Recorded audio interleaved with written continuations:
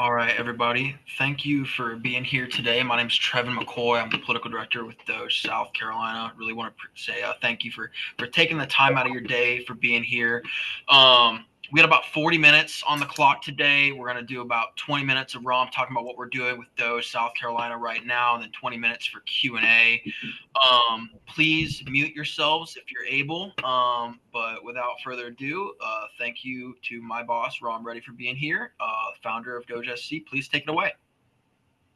Hey guys, and thank you for all the new patriots. I understand we have some old ones and some new ones, so welcome to everyone that's new to this session. Always happy to do this. You know, um, Doge SC is kind of special to me. It's such a special mission in so many ways, and every day I wake up and it it resonates with me, and I hope it does with you too. And I feel like this is something on the anniversary of our 250th birthday, almost exactly a year from today. Um, it's a great gift that we can give people. And I very much appreciate everyone who's involved. So the last few sessions we've talked about what is Doge SC all about? What's our mission and vision and those kind of things?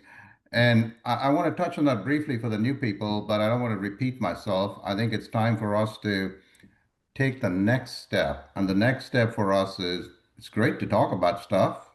I love talking about stuff, but what are we going to do about it? And I want to focus specifically on what are we going to do between now and end of the year. So I like looking at things in small segments because that allows us to execute.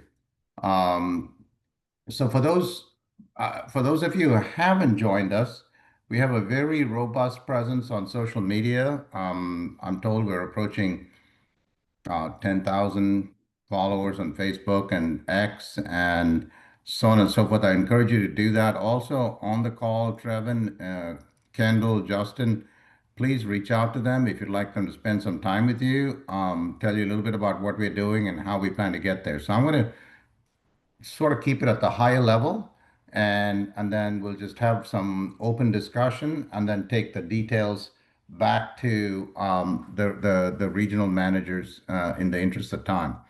Um, so I always start saying, what is the motto of Doge SC? Our motto is so simple, actually. It's the simplest motto I've ever had in almost any company I've ever run. It says, we kneel to God, not government. And I think if you understand that one phrase, everything we do flows from that. Marxism and communism want us to be dependent on government. Our governments today, including South Carolina, force us to be dependent on them.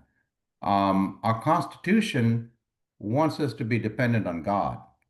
And herein is the inherent conflict. And if we understand this at the higher level, then a lot of the stuff we're talking about really starts to make a lot of sense. It's so easy for me to make decisions when you have a framework you're working with.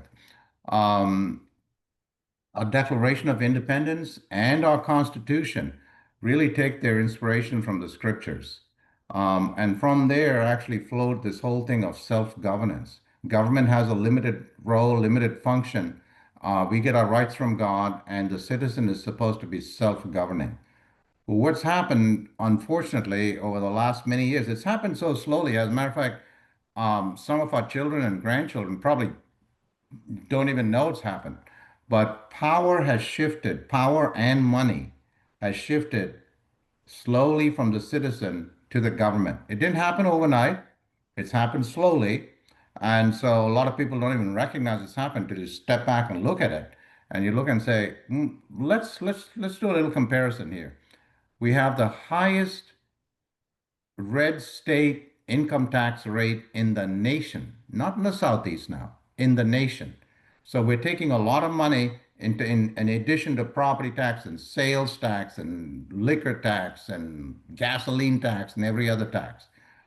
However, all this money is going to government, but a median family income in South Carolina, we're in the bottom eight. So the citizen is poor and the government is rich. And then you say, okay, it's okay. I don't mind giving the money to government if they're going to do something good with it. Well, they almost never do, but we give them benefit of the doubt. Well, their spending is up 59% in the last 4 years. And you say, oh, this has got to be good. I'm sure they're spending on good things. Well, you'd be wrong again. Our K to 12 education, we're 42 out of 50. Our roads suck, to say it as simplistically as I can say.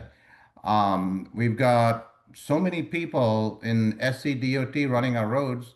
We have more people than Florida DOT has, and they have 5 times as many people as we do in terms of population. Um, you look at crime, we're ninth highest for violent crime. So you look at all these things that are going on, and you say, the people are poor, government is rich, and we have no idea what they're doing with the money. And then you look at the power. You look at the power dynamic. Our founding fathers died for this. They literally died to say, we want a country in which government is weak and the citizen is strong. How'd they keep government weak? By dividing it into three equal branches, and each of the branches said, you don't have powers of the other branch. You guys keep fighting with each other, and the citizen is strong because you stay out of the way. You kind of offset each other. What's happened in South Carolina? Well, we're one of two states where the legislature appoints every judge from Supreme Court down to family court, probate court, every court you can think of. They appoint them and they reappoint them. So for a private sector guy like me, that's like the judiciary now is a division of the legislative state. Then you have what happens with our executive branch. Well, we got some executives there, but most of the time, if y'all have ever been there, they probably won't even let you in there because, we're the citizens, right? We don't have any right to be there once we vote for these people. But if you walk in there, you'll see these beautiful ornate offices and these people sitting there with a designer kerchief in their pocket and a nice suit, pair of scissors in their pocket so they can go cut some ribbon somewhere. And that's our executive office, and they don't have any control over these agencies. Who controls the agencies? The legislative branch. And so now we've recreated the king. We've got one branch of government controlling the whole thing. And guess what it does? Power is finite. It takes it away from the citizen. This is the ultimate nightmare 250 years ago that our founders said they wanted to avoid. So we have replaced divine providence with the providence of an all powerful state. And so, if you understand that, our DOGE mission is simple. We just want to shift the power and the money back to the citizen. That's all. And it's a great framework. Someone asked me, I was on the Corey Allen show, one of the shows, and they said they had one of the Matt Lieber or one of these senators on there, and he was like justifying these pay increases for the legislature.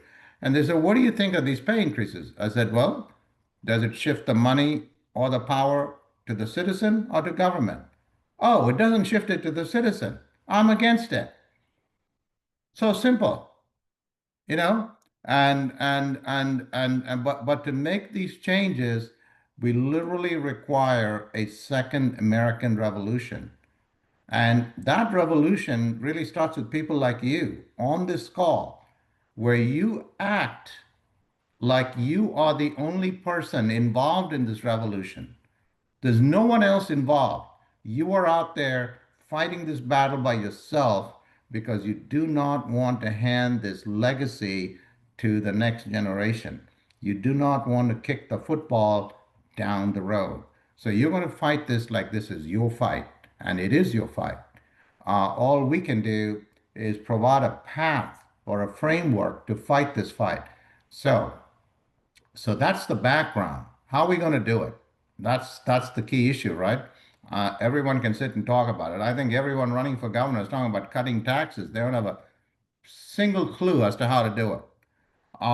So the first thing we're going to do is this fall, between now and in the end of the year, we're going to introduce legislation on a couple of fronts. The first is we're going to try to fix the separation of powers issue.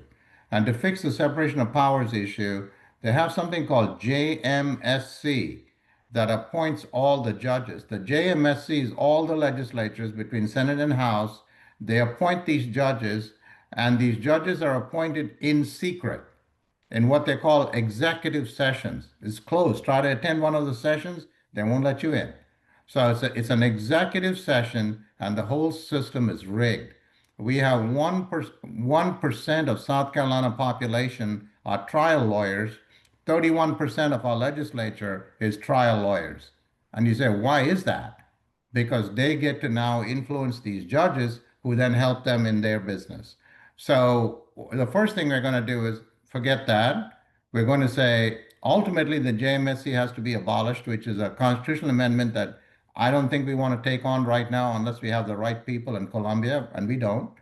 So the first thing we're going to do is work within the system and say, we're going to introduce legislation that says out of the 12 members in JMSC, 8 have to be appointed by the governor, and those 8 people will have recommendations that come from the governor, who at least works, is elected statewide. So we have a governor who says, you're appointing horrible people, then we vote the governor out. On the other hand, these legislatures, how are you going to vote them out? How are we going to mobilize people to vote out 200 legislatures? It's impossible. And so then the next step is whoever the governor appoints only has a term of 3 years. After the 3 years, there's a yes or no vote on that judge that the people make, the citizen makes.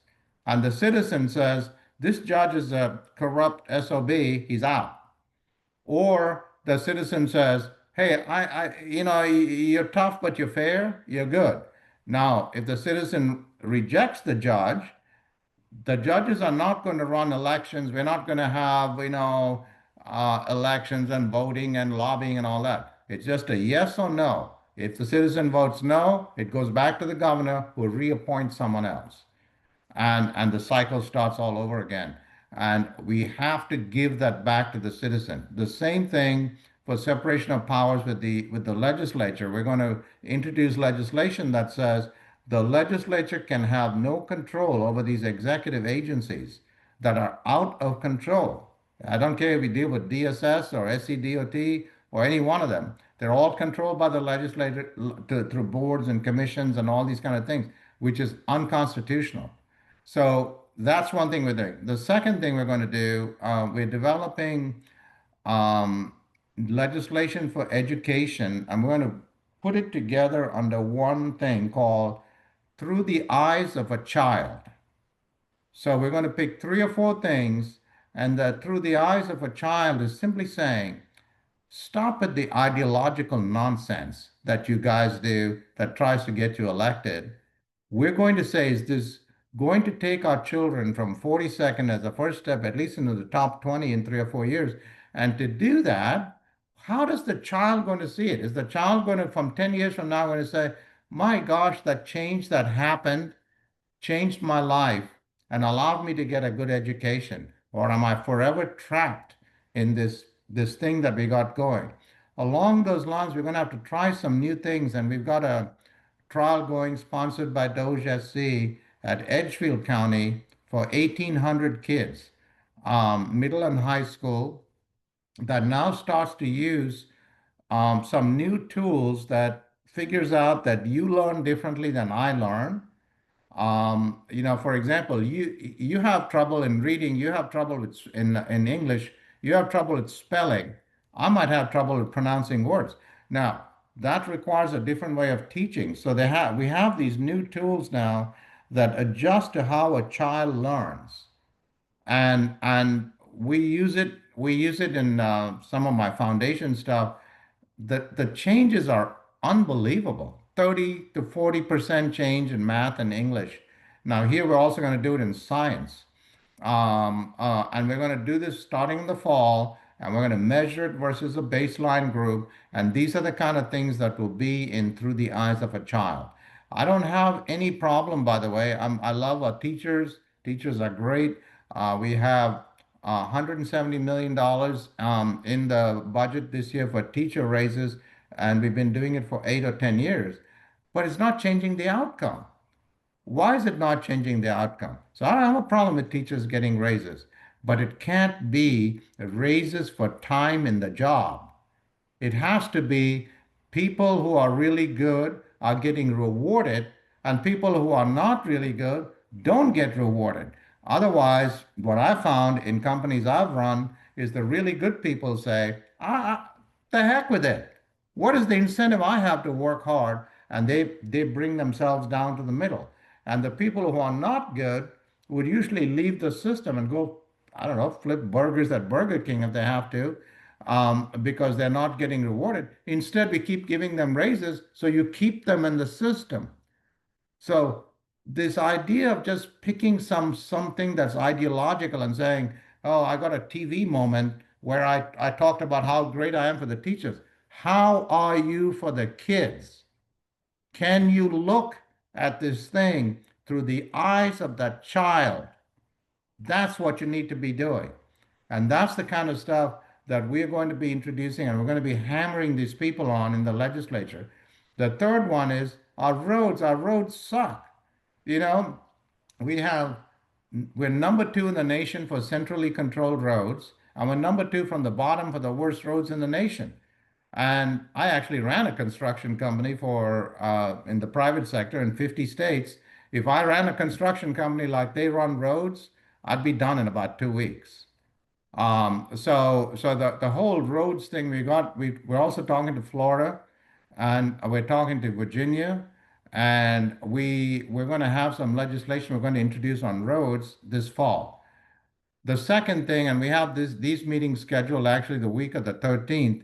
We are now retaining a group of young kids. Honestly, I was on the phone with them. I looked at them and I said, "Do you guys always look like this, or did you just roll out of bed?" And they said, "Oh, we always look like this." Oh, okay. They're like 23, 24-year-old AI experts. And what they're going to do is they're going to develop applications in three main areas. We're going to take our laws, our statute, that's called the statute. We're going to take the regulations that go with the statute. And we're going to say which statute matches up with the regulations and which don't. We have 84,000 regulations, 1.8 times the number of regulations on a per capita basis that California has. And so when we did a trial on a SCDOT statute, there was a 41% mismatch. So we have regulations that don't even match the law. These agencies have gone rogue. They make up this stuff to go after the citizen. So we're going to have a simple tool on AI really within the next month. Then we're going to do forensic audits with agencies that whatever takes them a year to do, we'll do in a day. But that goes in and says, where's the money coming from? Is it cigarette tax, sales tax, property tax, some other tax, some fees, some fines?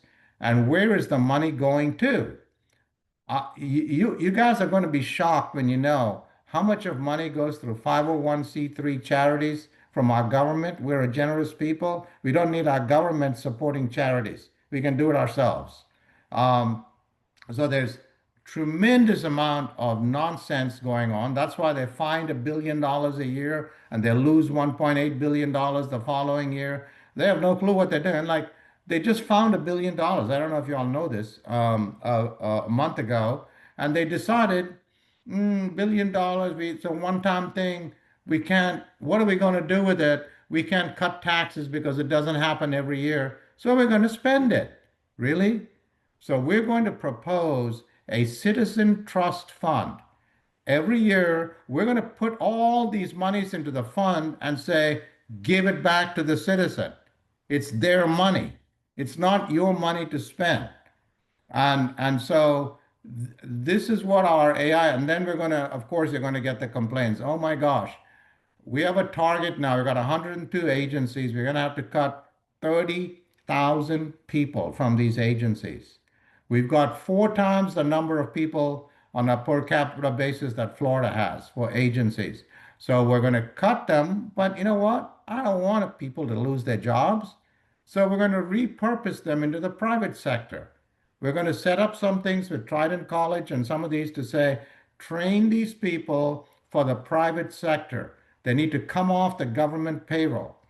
And by when we do that, we're going to set up portals. So you have your grandmother move from Idaho, and you're saying, "Hey, she needs to get her car registered. How do I do it?" You go into the portal, it asks you a few questions, and then it pulls up all the information you need, and then it also says, "Hey, the person you need to talk to if you can't figure it out is Melissa, and here's her email, and here's her phone number, and she is in SCDOT in this department." So it directs you to it instead of having thousands of departments who don't know what the heck they're doing. Um, so we're developing that portal as well.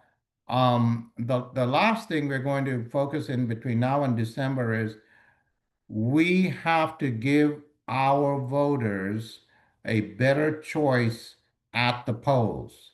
So you're going to see this is the only way. We've got to get the bad people out. We got to get the good people in. We got to be transparent. We're going to see DOGE participating in the primaries for House, for governor, and for AG.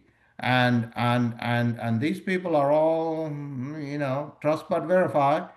We're actually going to have them sign documents saying that this is an agenda they support, or we're not going to support them. So we're going to get very involved in that. So then the question now is, what are we asking from you? Because you're an integral part of this. What are we asking from you? So I'm going to get into a few different things here, but not try to not get into too many details. First, I asked Trevin this morning. I need a education work group of about 10 people across, volunteers where we have school teachers, we have a school superintendent, we have a mom who's homeschooling. We have a cross section of people in education that we can say, here are the things we are thinking about in education because we are using Excel and Ed to look at what the best states are doing. Here are the top three things we are thinking about. Tell us what you like about it and tell us what you don't like about it. Tell us why you, the teachers, what we can do to help you with your workload that you're filling out thousands of pages of paper that no one looks at. It's some bureaucratic nonsense.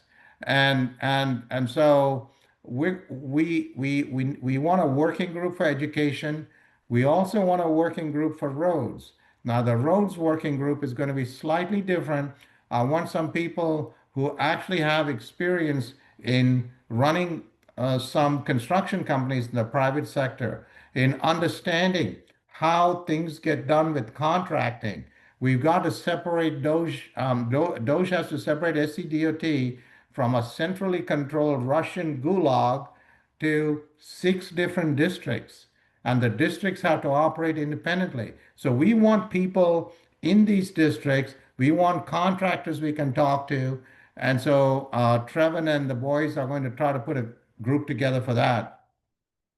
We're going to need intensive legislative contact once we get into the fall and we start rolling out this legislation. We got to have you guys write letters, call your legislators, say this is legislation you need to support. This is not Democratic or Republican or black or white or man or woman. This is all about citizens, about us taking back our power and taking back our money that was actually given to us by our founders and has been taken away.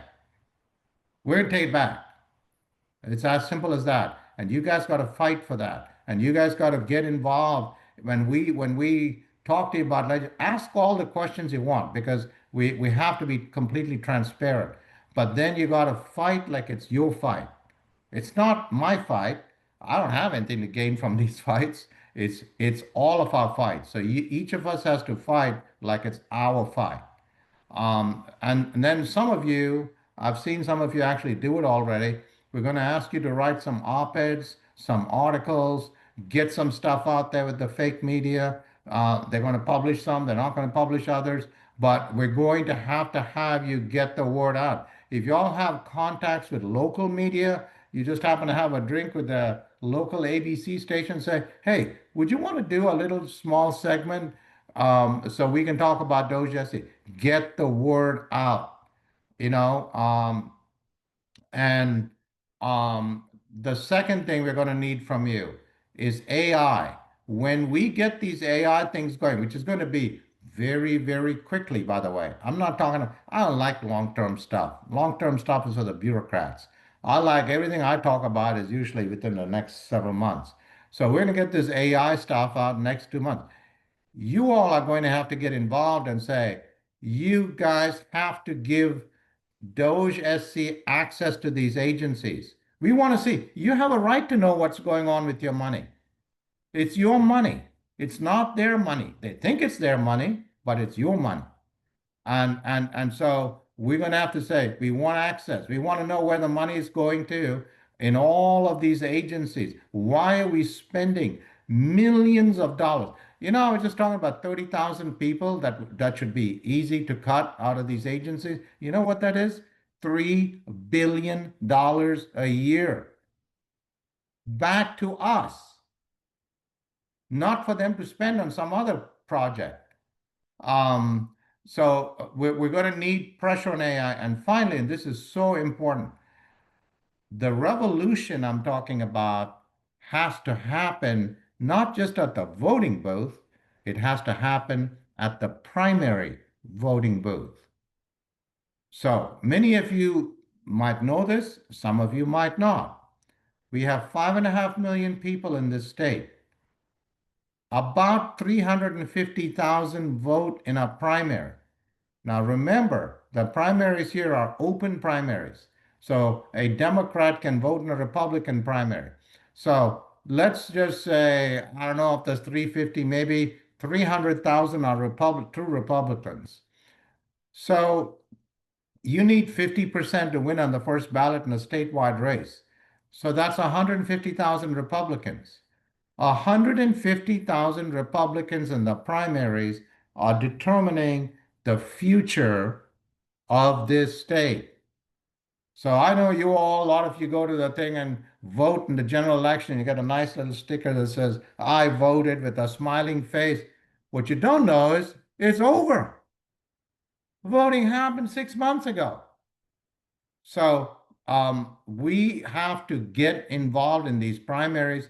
I would say find out from your friends, from your family, try to get 4 people, each of you, that says you have never voted in a primary. Let's overwhelm the primary system with our DOGE SC votes. It doesn't take much. If like I said, if 300,000 Republicans are voting statewide, if we get 100,000 DOGE candidates going there to these polls, 75,000 even that have never voted, that have our interest at heart. That's your revolution. You don't even have to die for this revolution. That's your revolution. That's where it's going to happen. And that's where we need you. And so this is a general area. These are areas that we're working on, areas we need your help with. I think I'm over my time by about 5 minutes, so I'm going to open it up and take any questions you all have. And again, feel free. Kendall's on there, Trevin's on there. I don't Justin, I'm sure is on there. So make sure y'all are talking about these issues and how you can participate. You have to participate. This is your fight.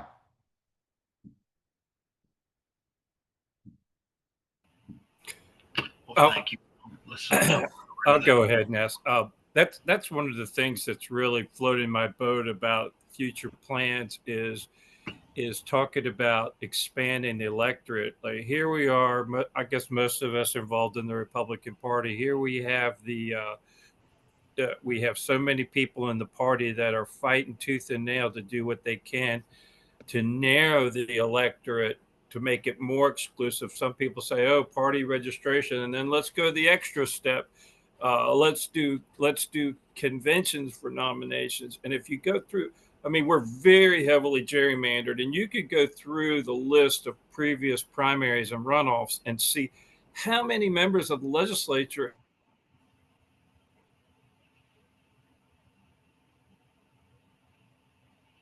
Did we lose you? Did we lose him? I think his audio cut out.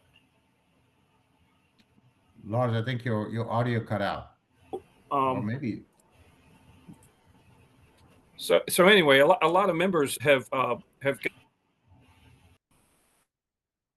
votes, and so I love the idea of expanding the electorate, but not in a way that, you know, they always accuse you of saying, "Oh, you just want Democrats to decide the Republican primary." It's like, no, what we want to do.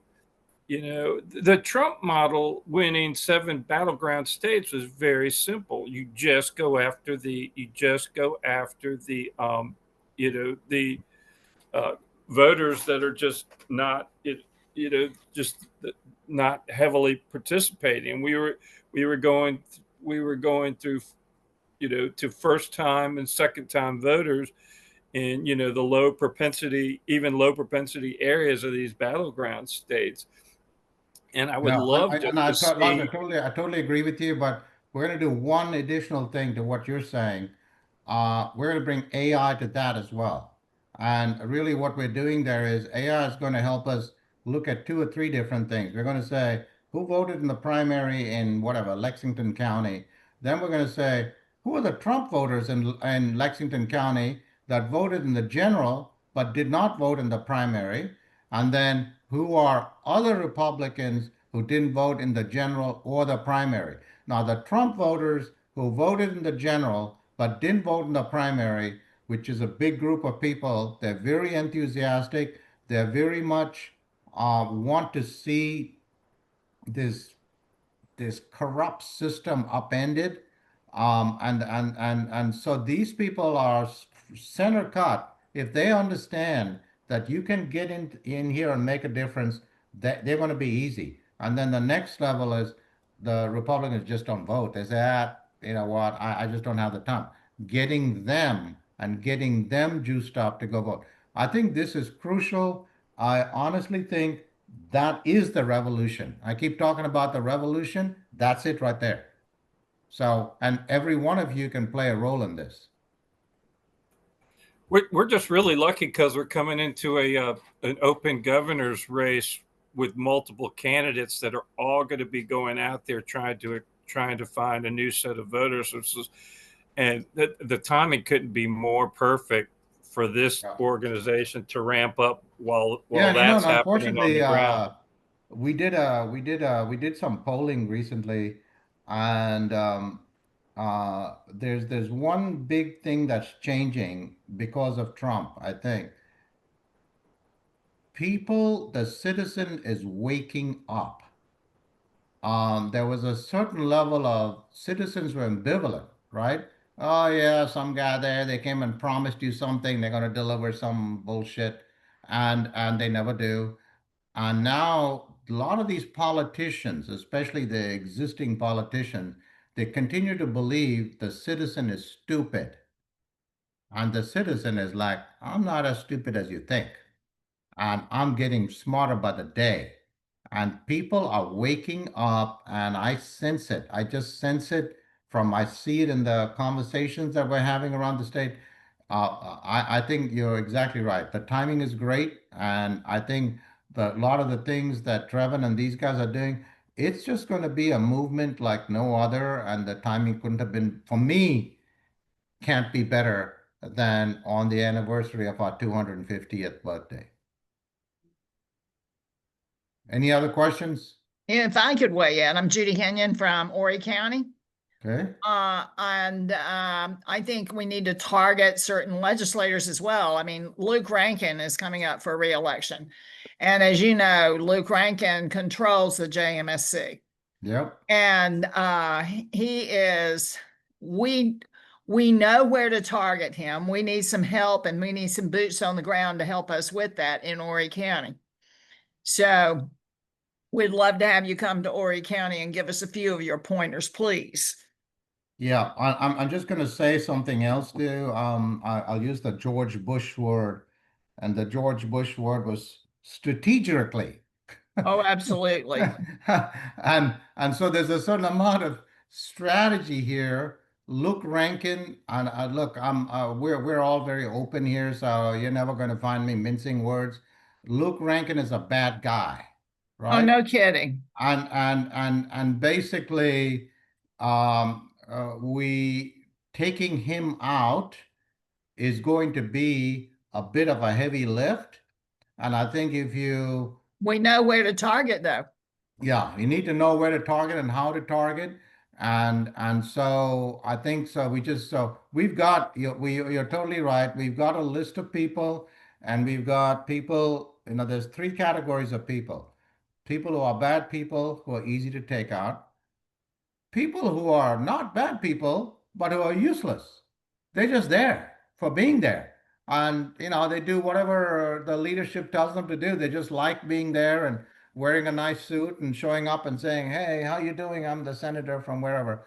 And these are what I call the useless people. And I think we can take the useless people and replace them with useful people. And then we got the bad people, the really bad people, like the one you just said, who's a heavier lift. And I think we have to be very strategic there, or you could be in danger of just sucking up a lot of resources, and not accomplishing much. So I'm all about results, getting outcomes, and you're going to see a lot of our conversations revolve around outcomes. Even talking with Trevin and these guys, I always say, "Okay, you're going to do this. What's the outcome? What are we trying to get? What's the outcome?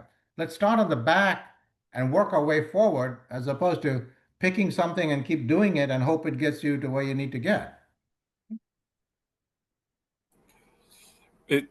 You get the Luke Rankins of the world just by exactly what I was talking about. They had them last time, but they just didn't expand the electorate. They just dealt with the same people that always come to the polls, and he has that establishment knocked down. And that goes for any like dug in establishment insider candidate. If Yeah. you don't expand the electorate on these guys, you'll never bring the outsiders to the polls to get the change. And I'm Yeah. probably going to be just beating that dead horse like crazy. No, yeah, don't just beat the dead horse. Recruit people. Ask your friends when you go out to have a beer. Say, "Hey, did you vote the primary last time?" The guy says no. Says, "Would you vote this time? I'll come pick you up." You guys are the revolutionaries. Just remember that every one of you, is a revolutionary. You can make it happen. We can show you the path. I'm not smart enough to make it happen. You can make it happen. Um, any other questions?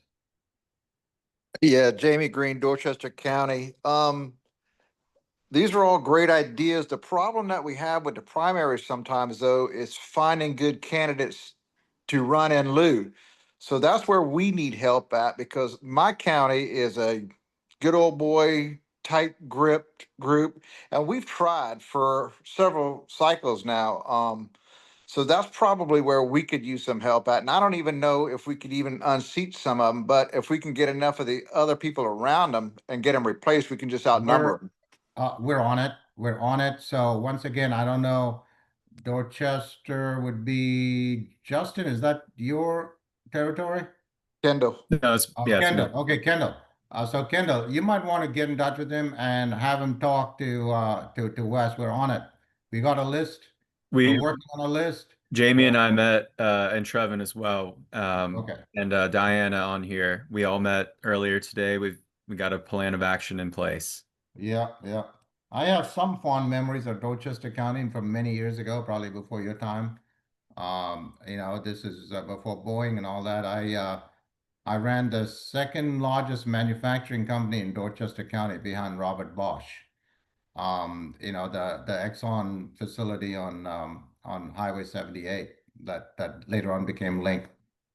I remember it. I grew up here. I'm 55 years old. I remember it. Yeah. Yeah. Okay. Any other questions? Yeah, this is Tom in Union County. A little bit of a change of subject. Sure. One of the things I'm interested in to get better performance out of government is better transparency. I'm a Montana native, transplant to South Carolina. And in Montana, for many years now, they have had the state checkbook available online.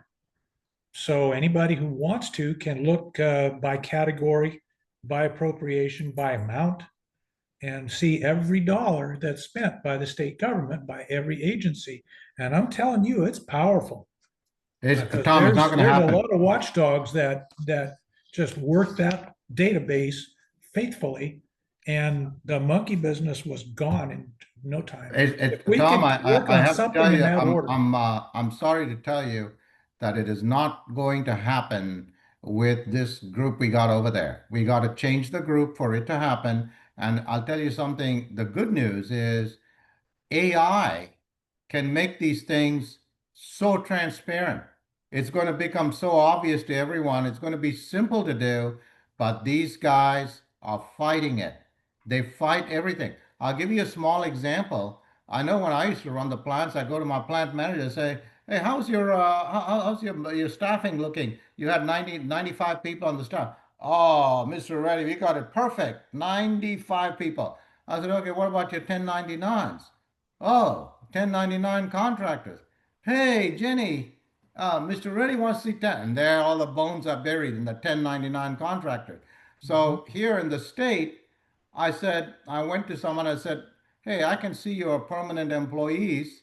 That looks like the number is rigged actually." But I said, "How do I get the 1099s for each of the agencies?" "Oh, you have to make 103 FOIA requests to 103 individual agencies asking for that information. They bury all this stuff. That's the reason no one knows, other than DOGE SC patriots, that these guys have the spending is up 60% in 4 years. Do you think anyone knows that other than us? Because we look at it. These guys are the furthest thing from transparent. So you want transparency? We're gonna have to change some things in Colombia, so that you'll never get it with the people there. These people are about as corrupt as you can get. Yeah, thanks for that. All right. Any other questions?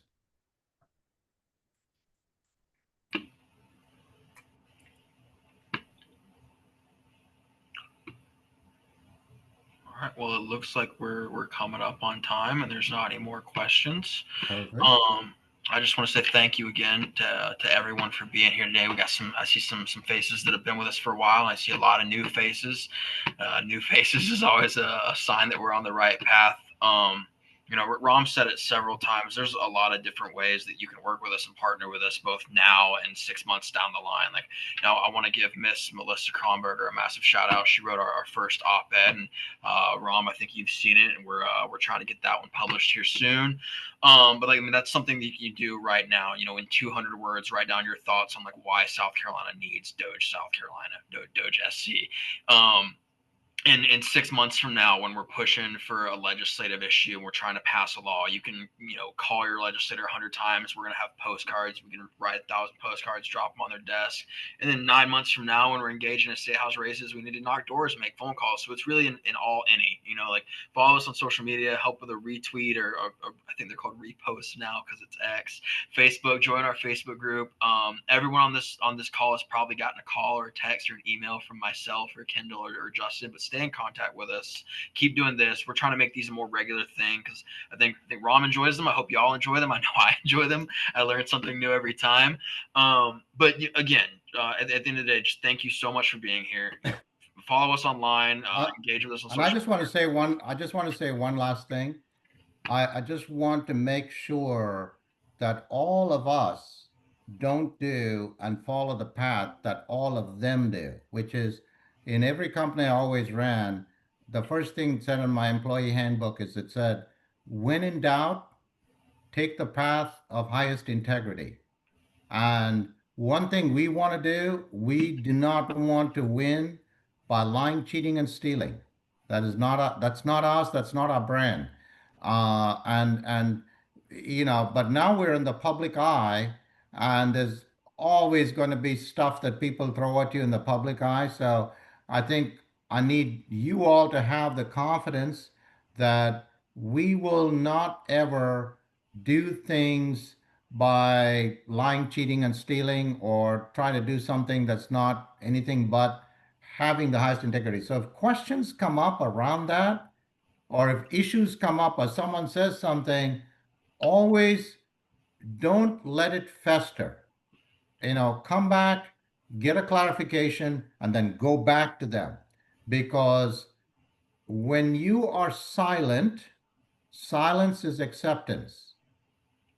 And so I think you all have to have confidence in us that we are not going to just do the same thing all these people do, you know, and if anything ever comes up, I want us to be totally transparent, and then I want you to find out whatever it is that you know you need to find out, and then go back to those people and say, here are the facts. Okay. And so I think this is really important that I just want us to all kind of be together like one. I always used to say this, it's much more difficult to do it in the public sector because there's so many people. I don't know, we got 10,000 followers now on Facebook, but in the private sector, I always used to tell my operations, we're one family. We should have similar values, and you know, we're all made in the image of God, and we have much more in common than we have that divides us. But we got to be honest with each other. We got to be transparent with each other. And then we've got to talk to each other like family when there's disagreements. It's totally okay to disagree. Doesn't make me a bad person because I don't agree with you. Doesn't make you a bad person because you don't agree with us. Um, so that's all I'll say. That integrity part is an integral part of our brand, and it's also why we really don't get into endorsing people and doing these kind of things, because we're just saying this is our agenda. We are the voice for the voiceless. We're the ones who, when people that are our people are the ones who call Columbia or call the governor or call the senator, and no one calls them back, or some third level guy calls them or sends them a form letter. We are the voice for those people. We're not the voice for the elites. We're not the voice for the corrupt, the moneyed, and all of those people. So I think we just need to know who we are. Hey, if anybody is on this call and you're either not registered to vote or you moved and you need to figure out how to get all that changed, you can always reach out to myself, Trevin, or Justin. We'd be happy to get that squared away with you. And I would encourage everybody to do it as soon as possible and don't wait until next year. Just go ahead and get it taken care of. And that way you can start helping your friends and your family that might not be registered or need to get, registered in the correct county and all that. Awesome. All right. Thanks everyone. We'll do this again and look forward to seeing you all. Thank you, everybody. All right. Thank you.